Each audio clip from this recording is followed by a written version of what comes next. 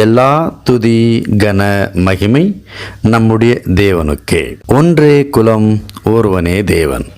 ஒன்றாகிய தேவன் திரியேக தேவனாய் நம்மில் ஜீவிக்கிறார். இன்று நாம் பார்க்க இருக்கிற தலைப்பு, தெய்வம் உண்டு, உண்டாக்கியவர் உண்டு, ஆனால் அவர் மதங்களில் இல்லை என்பதுதான்.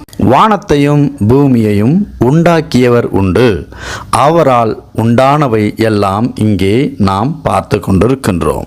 உண்டானவைகள் எல்லாம் அவராலே உண்டாயிற்றே அன்றி வேறொன்றால் அவை உண்டாகவில்லை என்பது புரிதல். ஆகவே ஒவ்வொரு மனுஷனும் தன்னை உண்டாக்கின தேவனை அறிவதும் அல்லது இறைவனை அறிவதும் தெய்வத்தை அறிவதும் ஒவ்வொரு மனுஷனுக்கும் கடமையாக இருக்கிறது. தெய்வம் உண்டு, நம்மை உண்டாக்கின பிரஜாபதி உண்டு, அவரை நாம் பார்த்ததில்லை. நாம் என்றால்